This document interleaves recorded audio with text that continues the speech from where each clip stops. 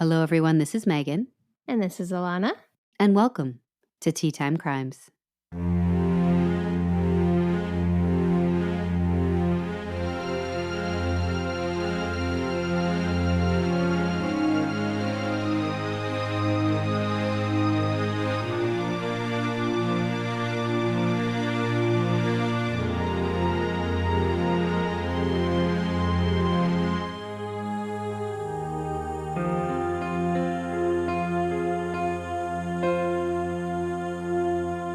Hello. Hi. Have you heard the phrase the millennial pause? No. I just read an article about it, about how Gen Z knows a millennial because before they start recording, they pause a beat because they're used to having to wait for their tech Oh to my work. God. It's us. I know. They said it's the equivalent of a boomer writing happy birthday to a friend on their own Facebook wall. No, it can't be that bad. Yeah. I mean, No. I'm just going to embrace it. I mean, I'm barely cool enough for the millennial group I'm in. You have to explain most things to me. So, I'm going to fight it. oh yeah, I'd absolutely pause. Gen Zers, what do you know? Just kidding. You're pretty cool. Apparently the way you make a heart with your hands is also a big tell. Like this is how millennials do it. And this is how Gen Zers do it. Again, we are not on video. So in picture one, I'm making it, well, with my fingers, and it's a bigger Index heart, to and thumb then, to make a heart. and then, but this is also index to thumb, and then you do the little baby heart where you push it together and it looks like a bee. You know what's funny, actually? One time at work, one of my coworkers did that when they were posing for a picture. And I'm like, what are you doing? What does that mean? Like I thought they were trying to sneak like a little, like, I don't know, vulgarness into the picture. I still don't know what you're doing. And he said, it's a heart. Look, this is what the kids do. It's not a heart. It's just a V. Take a picture. I don't want to take a picture. I don't know what's happening right now. This is the kid's heart. This is what they do these days. I thought it was like this with the middle finger and the index finger. I don't know that one. That looks like a Superman logo. It does look like a Superman logo. Great conversation for an audio. That's we're here for you, folks. Speaking of millennial, which is kind of funny. So polio is making the rounds in the New York City sewer system. They found traces of it. You said that like it was common knowledge and on like entertainment television. News. It's well, like it was a person. Anyways, so this is happening. So I texted my parents. I was like, did I get polio vaccination? Because when we were growing up, polio was eradicated from the US. Like we don't have cases. So sometimes people didn't get vaccinated against it anymore. And then I saw a tweet later that day. It said, not millennials texting their parents for their polio vaccinations. I'm like, God damn it, they got me. It just like perfectly fell into the trope. My brother was laughing at me. Oh, no. But I am vaccinated against polio because I know you were really concerned about that. Yeah, I figured you were. Jackie's on top of her game. She is. I have no idea. I didn't even know that was something I should be asking. I'm always behind. I'm not gonna, so I'm just going to continue to do what I'm doing, which is mostly in the dark. I mean, you're probably vaccinated. Oh, I wasn't even thinking about. I just meant about pop culture references in general. Like I've been uncool for a lot of years, and I'm just going to keep on that path. I'm not going to stop now. You're embracing the millennial pause. Yes. You know what, Gen Z? Just watch it. At our next intro, there's going to be no pause. I'm going to go so fast you can't even understand. Well, you're the one who always pauses, and I yell at you. So you know what? No. Maybe I am just, intuiting the new thing. Oh, by the way, I meant to tell you, I'm a little mad at you because, I'm not a great texter because of the anatomy of my thumbs. Right? There's a problem with them. They're very short. We're going to have to post so many stories of our fingers and hands in this next week because of all the hearts and finger talk. Well, my fingers they're very short. They look like they're missing a knuckle. Yeah, they're unique. It's just a genetic thing. I got it from my dad. Doctors comment on it when I go to the doctor. Let's just put it that way. They always go, huh, That ends quick. Like, oh, yep. They're like, huh? That's who has that in your hilarious. family? How'd that happen? It's always a genetic tidbit. Anyway, yeah. So I'm not a good texter. So autocorrect often takes over for me. And now, because of you, every word I write that begins with TH turns to thrust. So do you know, because you and your two thrusting thumbs up, and I told you not to say that. And now, we text I sent to Brad this week where he was like, what? What did you say to me that one morning? You're saying you're trying to say your throat feels better. Yeah. Your thrust feels better. I said, Yes. Yeah, it does. It happened to me multiple times where it was just autocorrecting to thrust or thrusting instead of the actual TH word I was trying to write. I love it. And I blame you. Totally blame you. You also gave that T to thrusting thumbs, so it was valid. Well, I was trying to stay within the rules of the rating system, but yes, I tried that T, and after the anxiety and discovery phase of learning how to make it, because holy moly, it took a minute, and I couldn't handle it. Once I figured it out and I made it, then I burned my lips because I was so anxious to try it. I had to ice my lips for 5 minutes. Then I got to exactly where you were, it is amazing. What's the name of that company again? Kolkata, like the play on Kolkata, but it's with a K. Stop with your geography lessons. Yeah, it's delicious. I made it again this morning, actually. I thought about it. I thought about it and I did it. I thrusted right into it. So yeah, thanks a lot. These short thumbs can't handle it. You know what? So I was just listening to a tea podcast to try to, mature my tea understandings. And you get mad You're about perfect. Don't change it. You get mad about thrusting. Listen to this. This tea for them, and I quote, had a big presence in the throat. So I just want you to know that it can get worse. Okay? You say stuff like that, though, all the time. No. I jump off cliffs and I thrust.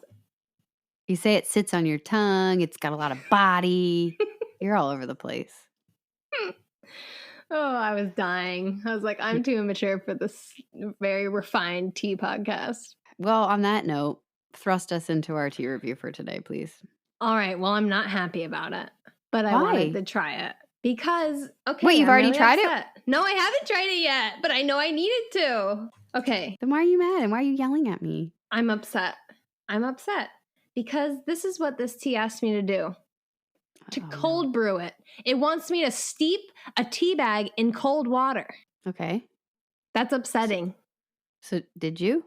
I did. Grudgingly. With a frown on my face. Of course you did.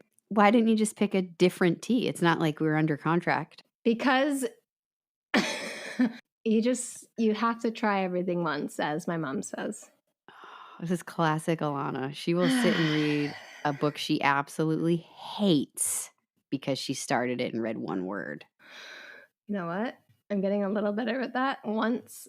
Recently, I stopped a book after reading halfway through, hating it the whole time, and then I finally give up on it. And it's a scar on my record forever. I'm telling people about it. I'm spreading that rumor about you. Yeah, it's now permanently a shame. Okay, this is cold-brewed iced tea. I like iced tea. I'm sorry, but the iced tea in the name didn't tip you off? Or the cold brew? Okay, but I'm fine with iced tea as in you make it hot, you put it in the fridge, you take it out 3 hours later. But this is you brew it in cold water. Anyways, there's not much description to this. It's mixed berries, unsweetened flavored with OU, black tea. So, add tea bagged cold water, and I did. And then I added some ice. Ready? You are so grumpy about the tea you picked yourself with absolutely nobody telling you to do otherwise. I'm just against the concept. It smells like mixed berry, so I would say so far they're pretty spot on. Stay tuned for more twists and turns. Oh, her face is so upset, and I love it. It tastes like I'm drinking diet grape juice. Do they have diet grape juice? I'm sure they do. Welch's. Get back to us on that. Welch's does not sponsor us, but if they'd like to, I'm sure we could spin it. I'm trying to sense the body and feel it out. Because I know it's a black tea. I know it's a black tea, but I can't feel it. You're such a dork. It has the lightness of juice, but it just kind of trails off. It's okay. There's no thrusting today. Well, can we get some sort of rating? It does not have a big presence in the throat. I just want you to know that. Is it a sideways thumb? It's like a drooping sideways thumb. Oh, drooping. It's fighting to stay up, but like loses, and it just droops. Okay. It's like a 4 o'clock. Yeah. Okay. I mean, it's nice to drink something cold. Wait, I'm sorry. You just complained forever about the fact that this was cold brew, and then you end this tea review with, "It's nice to drink something cold." I'm not insane. No,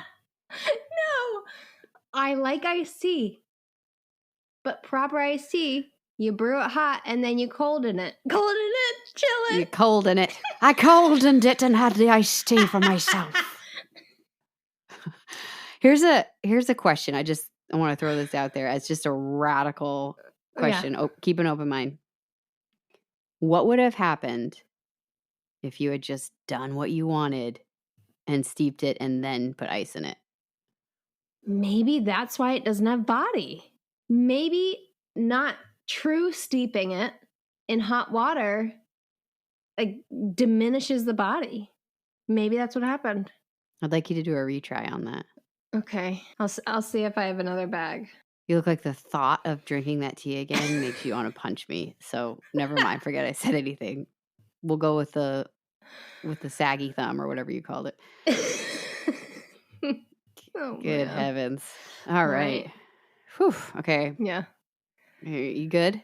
You just got your I'm drooping, but I'll be fine. You got your droopy tea and you're ready to go. God, good problems. I can't believe you had. It's nice to drink something cold and just a little cold and tea on this morning. All right, it's enough. Oh, she's waving at herself like she's got the vapors. Oh, someone called me. Cold in me. It's too hot for me over in here. Cold in me, baby. All right, that's enough. This is what happens when we record in the afternoon. We get a little loopy. All right, you're going to get whiplash from the time travel. We're coming very current. Okay. Coming very current.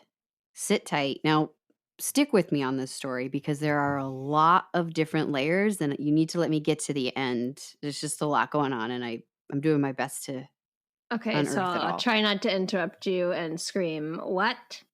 No, please. That's my favorite part of the entire podcast. I will then. All right. I'm just going to kick right in.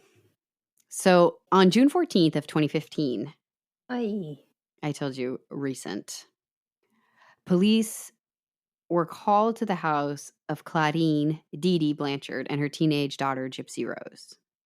Okay, that's a fun name. So a suspicious Facebook post on the shared account, the mother-daughter shared account, said, "The bitch is dead." Right away, people are commenting, have you been hacked? What is this? Is this a joke? What's going on? And nobody responded until a little while later. Then a second post appeared. And this one was very vulgar and implied that Dee Dee had been stabbed and that Gypsy had been raped. Ew. So friends of the family go to the house just to make sure, right? Just to check. And it's the daytime, but everything's kind of buttoned up. Nobody's answering the knock at the door. All the lights are off. There's no TV. And Dee Dee's car is in the driveway. So this is the friend that calls the police. He calls the sheriff's department in Greene County, Missouri, and he asks for them to come out and do a welfare check because something just doesn't feel right. So as soon as the deputies enter the home, they find Dee Dee Blanchard in her bed. She has been stabbed to death. No. And Gypsy is missing. No. Obviously, being a kidnapped victim is dangerous enough. But one layer to this story is that Gypsy is incredibly ill. And Dee Dee is her caregiver. You have a 19-year-old girl, missing out there somewhere without her caregiver and without her medication. So there's an added element of we got to hurry. What's the illness? She is wheelchair bound. She is treated for asthma, epilepsy, heart murmurs, hearing and vision problems, MS, a host of allergies, Jeez, breathing issues, and leukemia. That seems like too much for one person. We'll get into it, but it's a host of things that she's been dealing with her whole life, chronically ill, and her mother's been her caregiver since she was a baby. Wow. And if you see pictures of Gypsy, she's 19, but she has this very high-pitched voice that sounds very much like a little girl's voice. And she's got, she has no hair. She's got these Coke bottle glasses. She has this very sweet, sweet smile. And she's always in her wheelchair with like a tiara or a bow, a headband, or a wig to dress up like a princess. And she loves Disney. And she's they're very, very sweet, sad photos. And so this is the person, Gypsy is missing. So everybody's very, very concerned. So the first thing that the police do is that they trace the IP address for the messages that they found on the shared Facebook, and they were sent from a residence in Wisconsin. Okay. And this home in Wisconsin, there is a young man there by the name of Nick Godejohn, who they believe might be the one responsible. He lives there with his parents. So the police go to the house and they ask Godejohn to come out. There's a bit of a standoff. He doesn't want to come out at first, but eventually he does. He peacefully comes out and he's taken into custody. Now, police have no idea what they're going to find in this moment. They certainly do not expect to find what they did, which is Gypsy inside the house, completely unharmed and there willingly. What? So they're very confused. So they take both Gypsy and Nick down to the police station and they separate them and they start questioning them. A question, because maybe I missed some of the illness stuff. Does she have the mind of a 19-year-old? So her mother estimates her mental capacity to be between a 7 and a 10-year-old. Okay, so no. But I think that makes a big difference. They take Gypsy into one room, they take Nick into another, and Nick explains pretty quickly what happened. And after a little bit of time, so does Gypsy. What they learn is that Nick and Gypsy met online on Christian Mingle. And they'd been dating online for a long time. Dee Dee didn't know about it, so Gypsy would wait till her mother was asleep because she's still a teenager. Yeah. And she would wait till her mother was asleep, and then she'd chat online with Nick. Gypsy has been so incredibly sheltered because of her illness, as she only went to school to the 2nd grade. Oh my God. She can't do any of the normal things that a 19-year-old might be able to do. She's not allowed to go to her friend's house. She has to be watched constantly, have somebody near her who knows how to handle if she has a seizure or whatever. Right. She also has a feeding tube. So she gets all her medication and her food through the feeding tube. Oh, man. Right. So she needs somebody to take care of her. So her mother doesn't allow her to go anywhere. Now, because of this, she has no relationships to model after. So she falls head over heels in love very quickly. Sure. Right? Nick pays attention to her. He listens to her. He writes poetry for her. They are talking about planning their life together. Wow. And Gypsy is somebody who's been told that she probably won't live into an adulthood. So I imagine planning your life with somebody is exciting. And it makes you, it feels normal and it feels exciting and it feels like something you can hold on to. So they've had a relationship online for a while. And it wasn't until much later that they met, and they took a while to work it out. And what they decided to do was Dee Dee was taking Gypsy to the live action version of Cinderella when it came out, going to the movies. So Nick and Gypsy planned to meet there and pretend they didn't know each other. And then Gypsy invited him to sit with her. Huh. Sneaky. So they did that. Now, I want to say, too, Nick has his own host of issues. He's been diagnosed as autistic, but he also self-reports as hearing voices and claims he has other personalities. It doesn't sound like he ever received an official diagnosis. Okay. It doesn't sound quite like DID, so I don't know exactly what it is, but he had medication that he had stopped taking. He has his own mental health issues, and he also is estimated to be mentally younger than his chronological age. Got it. Okay. So these two meet at the movies, and I mean, Gypsy's dressed up like Cinderella. He's dressed up like Prince Charming. Wow. They go to the movies. During the middle of the movie, Gypsy excuses herself, goes to the restroom. Nick follows her, and they have their first intimate moment in the bathroom. What does that mean? They had sex in the bathroom. Oh my God. So she rolls herself there, like her mom sees her go. It's not like she could sneak out as But she can still, I mean, she goes to the bathroom herself. Yeah. So when they get home, Dee Dee does not like Nick. I don't know if Dee Dee knew at any point the full extent of this relationship. I think Gypsy was hoping to pass it off as they just met for the first time and Dee Dee would like him, and then maybe she could start to have this relationship out in the open. Yeah. So I don't know if it ever came out how much Gypsy and Nick had going on prior to that moment, but either way, Dee Dee does not like Nick and says, "You're never to talk to that guy again. He's terrible." I wonder what happened. Like maybe some interaction in the lobby. I mean, Gypsy said, it is kind of a weird thing. It's mostly just families there. And there's this one single guy all by himself who kind of, I just invite to sit with us. And, that I can see that would be weird. Anyway, so after that, Gypsy's devastated. She feels like there's no way for her and Nick to live the life that they want to live. There's just no way for her to be a normal kid is how she's feeling, or a normal adult. And so they start talking about how they could run away together. They start talking about how they could escape. They start talking about, if Dee Dee was dead. No. It lands on they need to get rid of Dee Dee in order to be together and for Gypsy to be with Nick. The two of them plan it out, and Gypsy actually steals a knife from Walmart, and she pre-cuts duct tape and gets gloves. And after her mother falls asleep one night, she opens the back door. Nick has taken a bus and is staying at a hotel near the house. She opens the back door. She lets Nick in. And then Nick tells her, go into the bathroom and close the door. No. And she does. And there are texts between the two of them because at this point, people are seeing this sick, sad little girl and they're thinking that this is totally Nick's doing, right? Yeah. But Gypsy admits that, they planned it together. In fact, it was Gypsy's idea. That's terrible. And Gypsy says, this is our text between the two of them. Gypsy, the shit's going to go down tonight.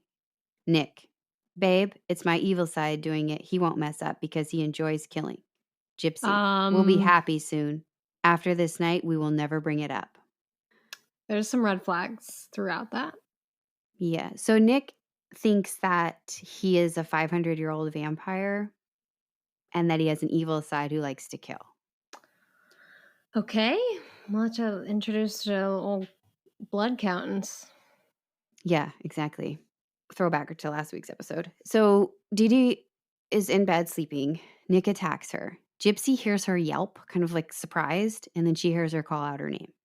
Gypsy says at that moment she changed her mind, but she was so scared and so frozen she couldn't move. And then it was over. The two of them leave the house. They mail the murder weapon to Nick's house in Wisconsin, and they take the Greyhound bus to Nick's house. Now, Nick's parents think that Dee Dee and Gypsy are in a homeless shelter, so they think Gypsy is coming to stay with them for a while they're down on their luck. All right? And Gypsy and Nick are both charged with first-degree murder pretty quickly, and the penalty for that is life in prison or death. Wait, but how did they find out? Oh, Gypsy and Nick tell the story. What? This is all Nick's. This is all these details are from Gypsy and Nick themselves. They explain what happened. Okay. Nick very quickly says, yes, I killed Dee Dee, but it's because Gypsy asked me to, and I did it because I love her. And Gypsy waffles for a while, and then she also admits, because they find all the text messages between them, the online messages, and Gypsy then tells the story. Okay, so here's what I'm thinking. A, why would you mail a murder weapon? That there's trails all over that. B, I feel like her mom had to have been like really mean to her for her to be okay with this or something. Like I feel like something's missing there. Yeah. Yeah. So at this point in time, people are so confused because it's this sick little girl. And Dee Dee and Gypsy, they live in a house built by Habitat for Humanity that was built for them. It's painted bright pink for Gypsy. It has a wheelchair ramp, all of those accommodations. They are the face of several charity events. It's confusing. It's confusing to everybody what is going on, especially after what Gypsy mentioned. What if I told you that every single thing Dee Dee ever said was a lie? It's like that book. I forget the title, but basically the mom, spoiler for a title I don't remember, the mom is like had a really terrible upbringing or something, and she wants to protect her daughter, so she pretends she has this mysterious illness that nobody can really cure, and so she keeps her in a bubble and she keeps her to herself because she's afraid of losing her. Yeah. So Gypsy can walk. She's not paralyzed. Gypsy can also eat. She does not need a feeding tube.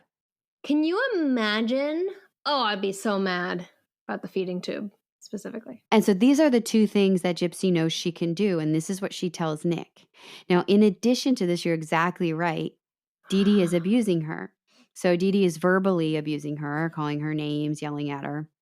Once Gypsy got a little older, she started hitting Gypsy or beating her with wire hangers. No. Oh my God.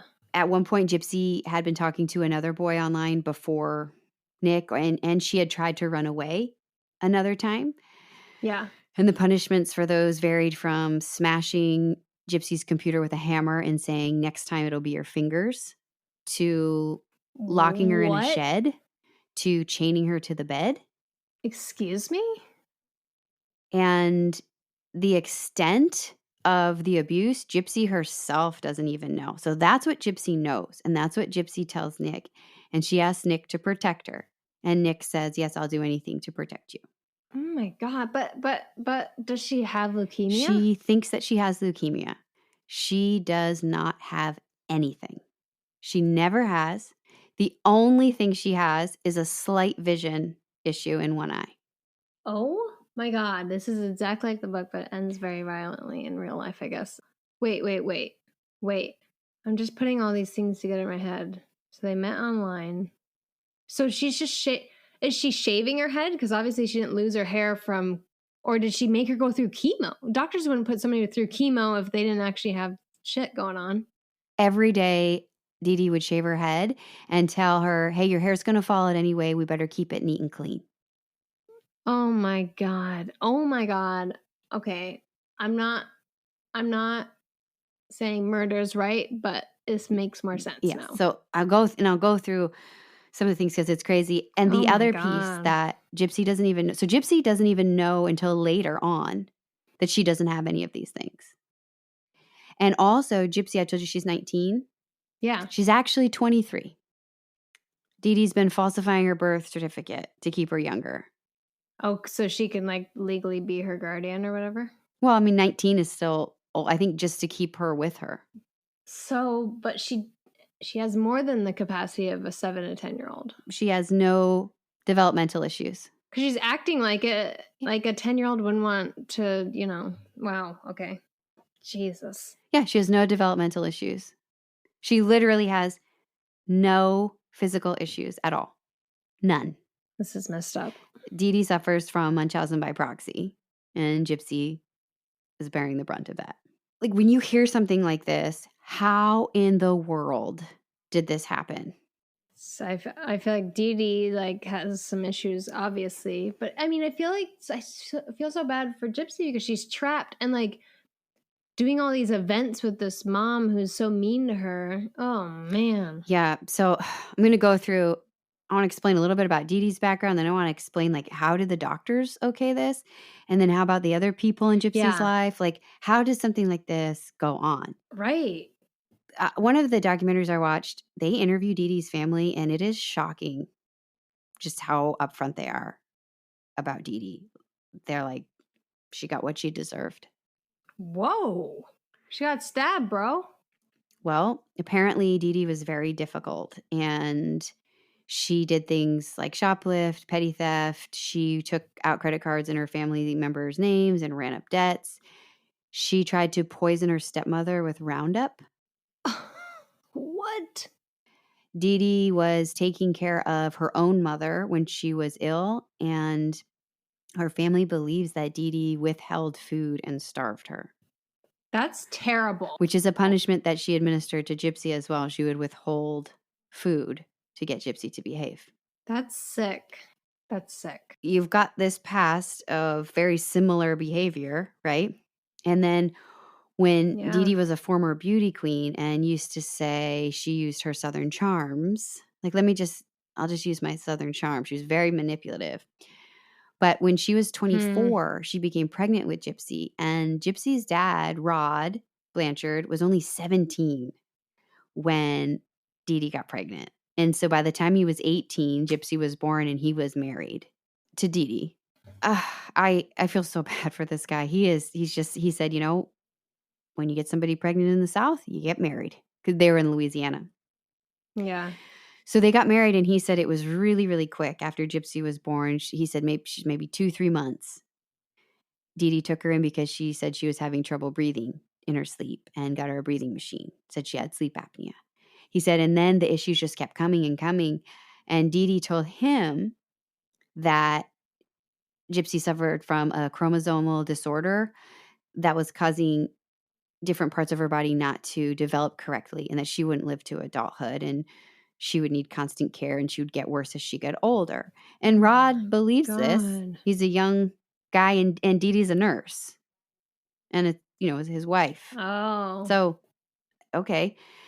Now, Dee Dee and Rod divorced. They weren't married for too long, and Rod stayed in Gypsy's life. But Dee Dee wouldn't let Rod take care of Gypsy alone in case Gypsy needed her, like had a seizure or needed her medication or needed her feeding tube. Oh. So every interaction Rod had with Gypsy was with Dee Dee there. Right. So he could never figure it out on his own, and just like by being just with her, because I'm sure Dee Dee filled all the, blank spaces with her contacts that she colored. Exactly.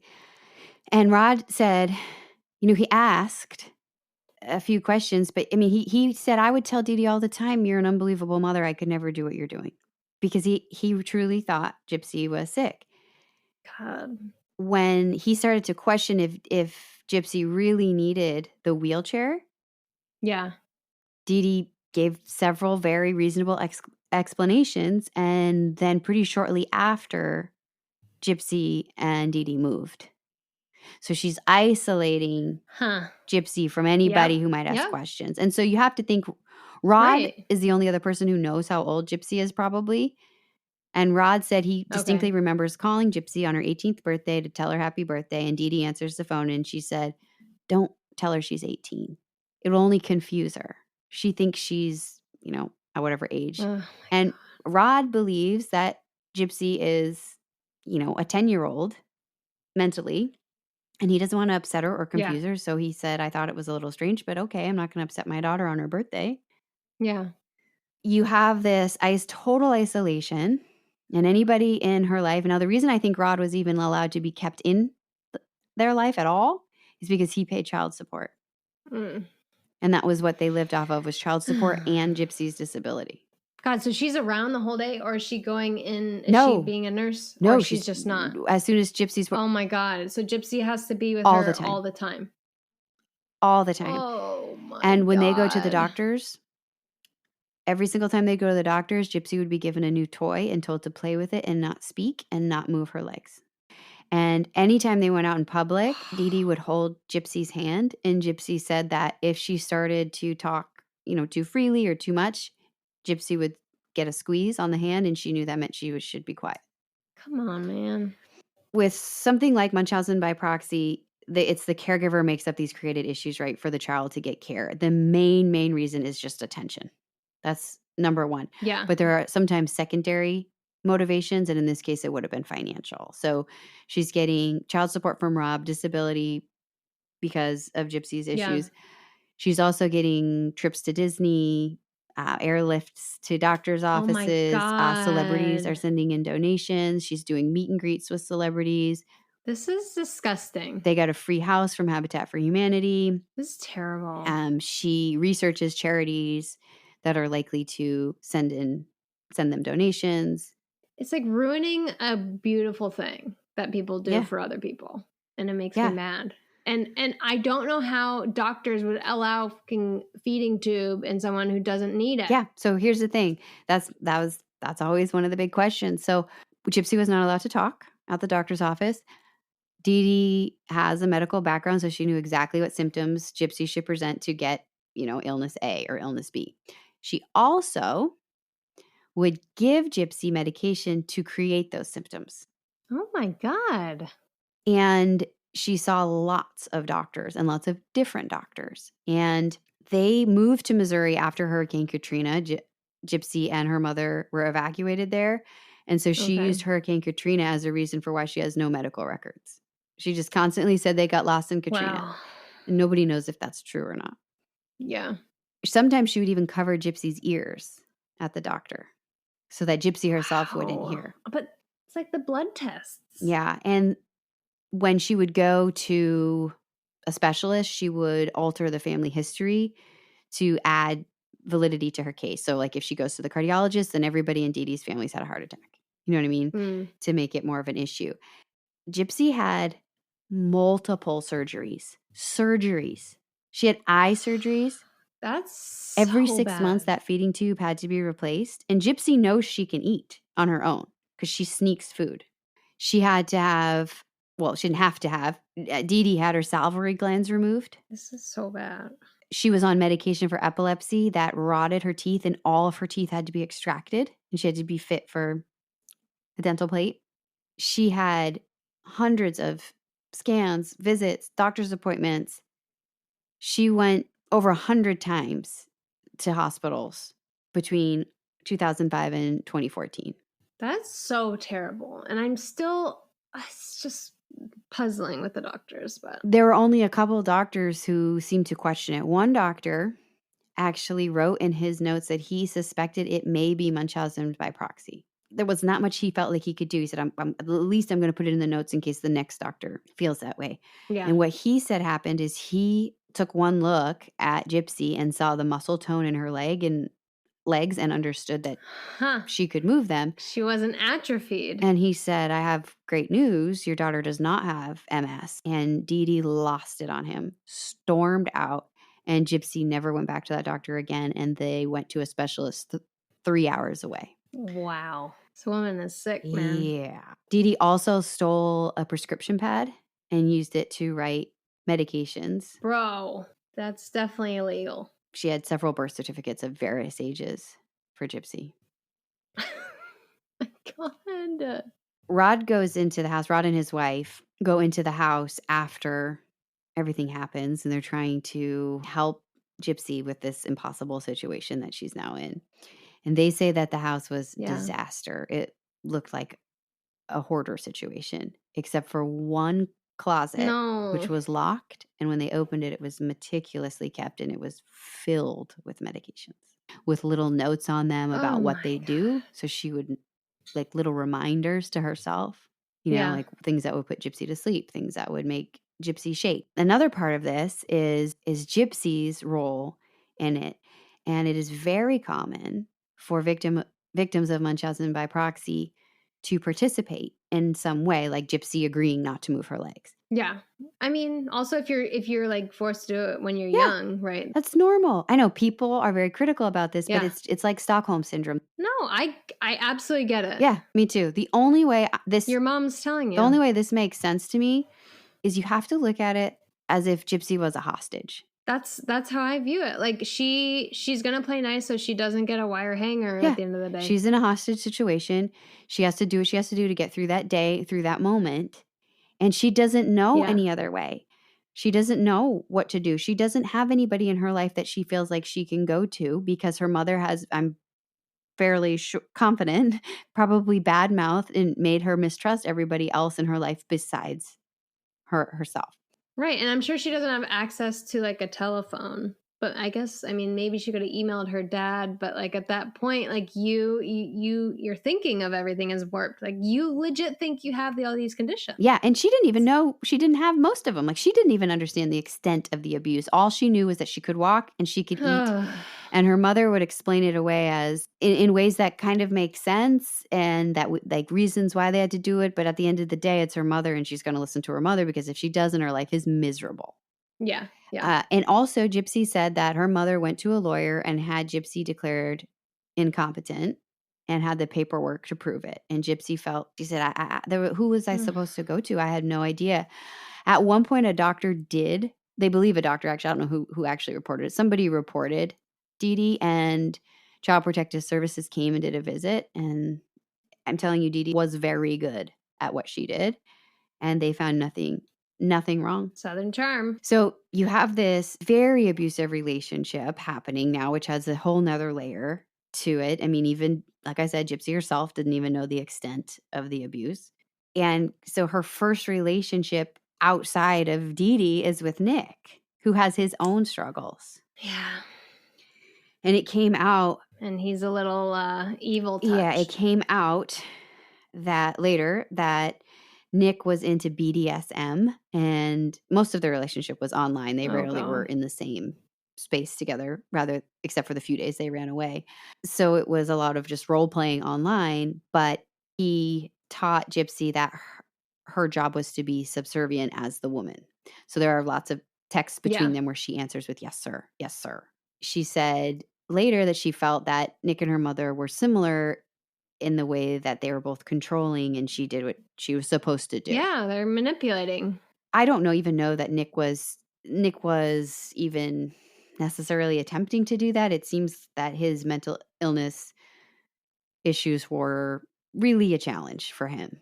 And he was also very much struggling. These are two people who are hurting for sure. And they unfortunately found each other. And I think if they hadn't found each other, then maybe they could have gone different ways. So she's like spending the day with her mother in the wheelchair, not able to move, not able to do anything, not able to talk. Yeah. She's online all night play acting these subservient roles, and she would have to have different persons to match his different sides, like I guess the vampire guy and others. Got it. It's very messy. It's very messy and very scary. What ended up happening, Gypsy decided to plead guilty to second-degree murder and take a 10-year sentence. And she decided to testify at Nick's trial. Even though they were no longer together, there's nothing going on, but she testified at Nick's trial as truthfully as she could, saying it was her idea. Here's what I did, here's what he did. And you can watch her whole testimony online, and it is so shocking because you have this, she still has a high voice. I mean, she just naturally has a high voice. But you have this, bald Coke bottle glasses, little girl in a wheelchair, like putting on her biggest smile. And then you have this young woman with beautiful brown hair, and she's well-spoken. She has the high voice, like I said, naturally, but she's explaining like what happened. She's not holding back. Okay, good. So she grew out her hair. She's standing up.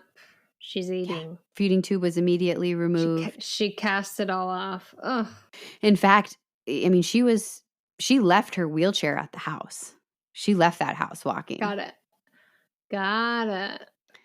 Her dad didn't even know she could walk. I mean, people were shocked when they saw her walk into her arraignment on the news. Nobody knew she could walk. Crazy. So Nick was sentenced. He was found guilty and sentenced to life in prison. Gypsy is currently serving her 10-year sentence. Yeah, they're both there. She will be eligible for parole as early as December 2023. It's coming up. And she actually, I didn't even realize this while I was researching the story, but she actually just got married in prison through some sort of, what's it called? Not PayPal. What am I trying to say? Pen pal program. She met somebody. They've been having a long distance relationship, and she actually just got married this summer. It seems like her dad and her stepmother are very involved in her life. Rod feels terrible. Like he should have known. I'm sure. Like he should have. He carries that guilt. And Gypsy told him it's not your fault. You couldn't have done anything. She wouldn't have let you. And she very much wishes that she had gone to her dad or gone to the authorities. She said, looking back, that's what she wishes. But she said, I did not feel like I could. I was too scared. I didn't think I could. And she says, honestly, she very much regrets what happens. But she says prison is better than 10 more years of what she was going through. She said, I have a lot more freedom. Oh my God. I can walk. That's insane. I can eat and I can talk to people. That you have more freedom in prison than you do with your own mother. That's shameful. Yes. And Gypsy is quoted as saying, all I can hope from wherever she is that she still loves me in some small way. And I want her to know that I am sorry. I am so sorry. No. That's sad. It's very sad. It's very sad. Now, people, I guess people online are very split about this. Some think, murder is murder. And 10 years, it's not fair that Gypsy got 10 and Nick got life. Or, well, he's the one who did it. I guarantee you, if she went to the bed and tried to do it, she would have failed. That's what she said. She said, I could not have actually done it. And then there are people who say 10 years is too harsh. This is one of the worst documented cases of Munchausen's by proxy where the victim survives and had it like this for over 20 years. Can you say the thing again slowly? Munchausen's by proxy. Munchausen's by proxy. It's also called fictitious disorder on another, which is, they're both kind of strange names. Yes. I wonder if she also did the leukemia thing because maybe she was scared of her being prettier than her. It's just the whole attention thing. I think that probably, if I had to guess, I bet leukemia has very good charities. And it gets a lot of sympathy because instantly a shaved head means cancer. Yeah. It's the easiest one to convey without having Gypsy having to do anything. Yeah, that's true. Even Gypsy believes she had it, for God's sakes. Can you imagine? It doesn't matter.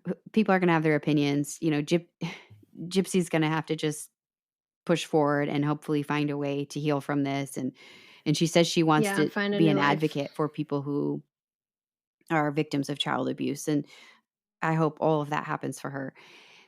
But could you imagine growing up thinking you're going to die all the time, thinking you're sick? And they said that victims of this often don't have a strong grip on reality or a strong perception of reality because they've spent their whole life being told you're this. Right. Why and their body thinks, no, I'm not. And it takes a while for them to process that after they're removed from the situation because psychologists were saying, I bet Gypsy, she didn't fully understand what was happening in the most real sense. It probably didn't feel real to her. And Gypsy says her favorite Disney movie was Tangled, by the way, which is so fitting. Oh my God. It's exactly like this. Wow. So, she spent her whole life thinking she was going to die, thinking she wasn't going to live, going through surgery after surgery. Gypsy, I'm sure she felt terrible. You don't feel good when you have a feeding tube removed and replaced. You're forced medicines. Yeah, you're constantly on medicines that you don't need. You're constantly, Gypsy said it wasn't even a requirement that she be conscious because Dee Dee could, if she wanted to, just give her medication through her feeding tube, and Dee Dee didn't have to wake her up if she didn't want to because she could feed her and give her medication through the tube, and Gypsy could stay asleep. No. She was only allowed to go to school to the 2nd grade. I know. I can't. Did she get homeschooled after that? I don't think so. It didn't sound like it. Oh my God.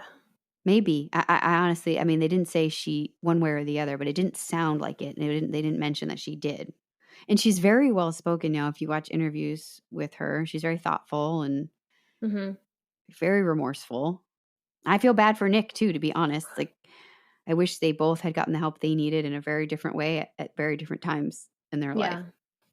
And even, like I said, Dee Dee's family is very honest, and they They said how they feel about Dee Dee, and they said as far as Gypsy's concerned, she's suffered enough, and they really hope that she comes out of this. Wow. Okay. And is able to do something that makes her happy. Yeah. I mean, she suffered her whole life basically. What do you think she did every day? Like, did she read? Basically, watch TV. Maybe that's why she's well spoken. Just mimic. Maybe she watched a lot of TV. Is what it sounded like. I mean, she was obviously online a lot. Yeah. She did have a computer. There is a very good. I didn't watch the whole thing because I don't like to watch it before I do the story in case I mix up the details. But there's a very good show called The Act, which is this story, and it is Joey King as Gypsy, and she does an unbelievable job. She's got the voice perfect. And it's Patricia Arquette as Dee Dee, who also has the voice down. They're very good. I love her. I do too. I've always liked her. I've liked her since her very early movies to The Medium. Yeah. And Patricia Arquette does not look like herself in this. Really? She looks very similar to Dee Dee, and she talks like Dee Dee. She's got the accent down. And Joey King as Gypsy Rose is phenomenal. And I've only watched a couple episodes, and then I had to stop because it was so engrossing. I didn't want to mix up any of the details because it's not 100% accurate, but it's very, very close. Got it. It's based on it. It's very, very close. They only changed a few things. Just, how they do that sometimes to make the storyline make sense. But yeah. I mean, the gist of it is all the same. And so I recommend watching that. The Act. It's on Hulu. And, it's interesting. Rod said when he heard that Gypsy was missing, he was terrified. And then he heard that Gypsy killed Dee Dee. And he said, the first thing I thought was, you don't just kill your mother unless something else happened. Something else is going on. Yep. He said, I knew right then that something terrible had happened. And I just didn't know what. Oh, man. Poor guy. Yeah. And Gypsy says, she said, I wish that I hadn't done this, but I'm still glad to be out of the situation. I mean, I'm paraphrasing, but of course, it was just that awful. I don't think people can fully understand how terrible it must have been for her. You're a hostage. Literally in your own body. You have to sit there and not move your own body. You can't eat. No. I mean, those are the basic functions of life being taken away from her as she's stuck into this house. That's terrible.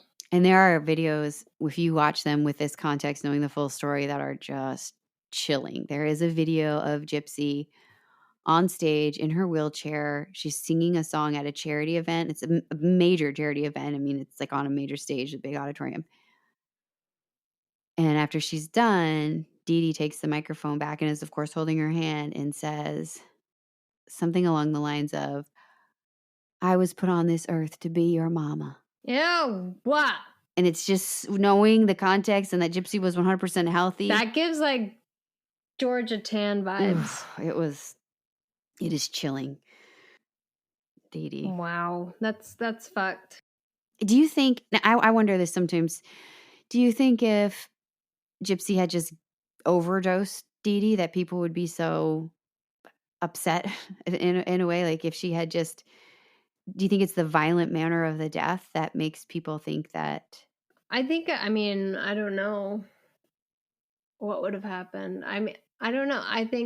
Maybe like stabbing is obviously more violent than feeding pills, but I think no matter what, if Dee Dee died, like she's going to get some hate, especially if she's involved, like she says that she planned it.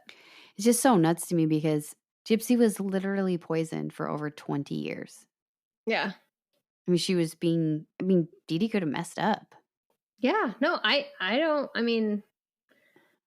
really fault her for trying to get out of the situation. Oh, gosh. I wish that there had been a lifeline, a better way for her to get out of that.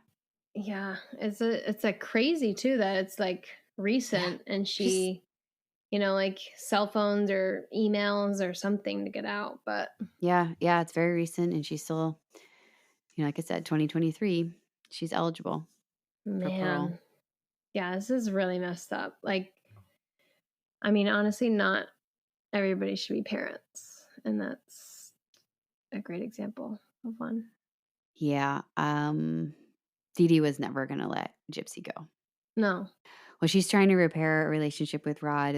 Rod's in a lot of the documentaries that they do on Gypsy Rose, and he says, it's time to build a relationship with my daughter, like a normal relationship now that everything's out in the open. And him and his wife, Gypsy's stepmother, are very supportive and seem to be very involved. And so hopefully she's got the support there now that she has been missing. And I mean, I have to give him credit. He's been with her this whole time. He stuck with her. He just good. There's only so much, and even when she was a kid, there's only so much you can do when you have somebody like Dee Dee interfering and isolating and manipulating. And so, do you have any last words? I really want to know what that novel is because I want to give people adequate spoilers. Warnings. Well, you can research it later and post it in the show notes. It's true. Yeah, I mean, pro birth control, and also be nice if you do have kids. Yeah, I think Dee Dee was too far past that. Yeah. It's obviously a pattern. I mean, she was treating her mother and her stepmother in the same way. It's so gross. But with less care for if they survived. Ugh, like starving someone is really bad. Yeah.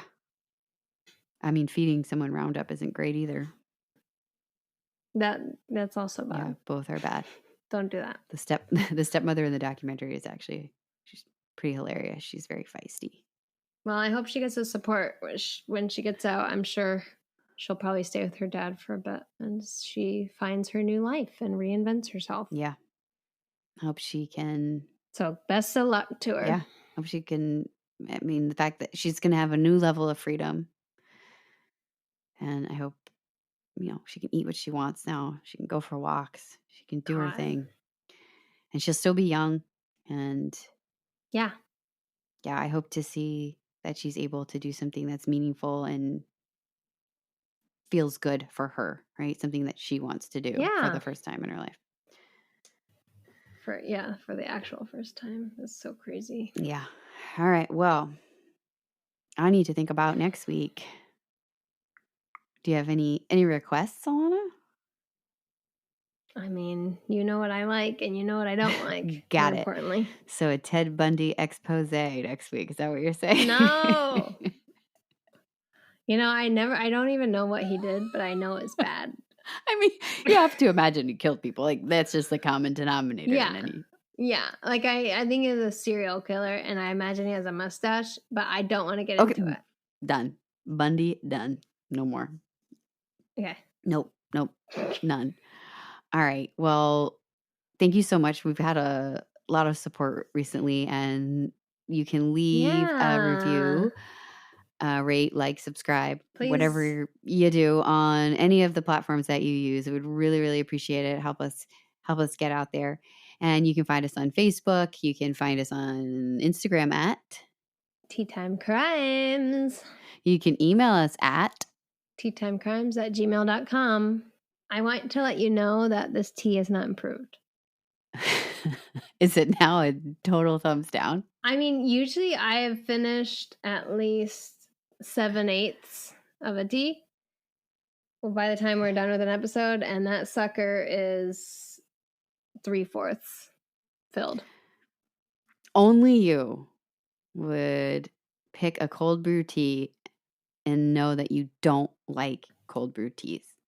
But I like iced tea. You know what? I'm going to put this in the fridge, and then maybe I'll go out in the garden, and then I'll drink it, and then see how I feel about it. Great. Let us know if there's any shocking jumps up the thumb chart for you. I will. And I'm going to have a better tea next week. I already know what it is. Good. I can't wait. All right. Share with a list of people that Alana is trying to fit in right now and say weird relationships to. Just share the podcast. Don't say it. We will talk to you. Don't share it with your cold brewers. Oh, we will talk to you next week. Thank you so much for listening. Bye. Goodbye.